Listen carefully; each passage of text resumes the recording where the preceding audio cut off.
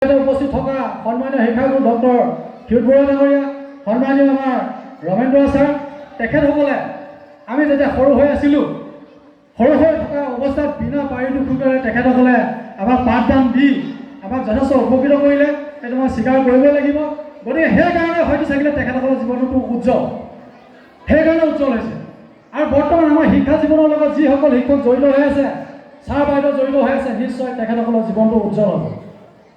গতিকে মই সেইসকলক পুনৰবাৰ ধন্যবাদ জ্ঞাপন কৰিছোঁ। মই অভিভাৱকসকলক এই আপাহতে মোৰ উপদেশ দিয়াৰ ধৃষ্টতা নাই, তথাপিও এষাৰ কথা ক'ব বিচাৰিছোঁ।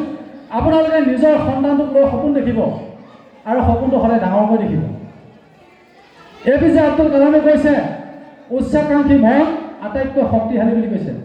যাৰ মনটো উচ্চাকাংক্ষী, যাৰ মনত উচ্চাকাংক্ষা থাকে, তাৰ সেইজন ব্যক্তিৰ মনটো সদায় উচ্চাকাংক্ষী। মই অভিভাৱকসকলক এইটো বিষয়ে ক'বলৈ বিচাৰিছোঁ, আপোনালোকে নিজৰ সন্তানটোক লৈ সপোন দেখক। আপোনালোকে যিবিলাক সপোন পূৰাব নোৱাৰিলে, আপোনালোকে নিজৰ সন্তানটোক লৈ সেই সপোনখিনি পূৰাবলৈ যত্ন কৰক।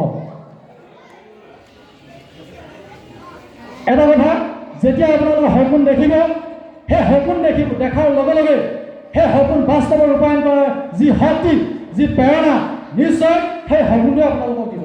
মাত্ৰ আপোনালোকে সপোন দেখিবলৈ যত্ন কৰক।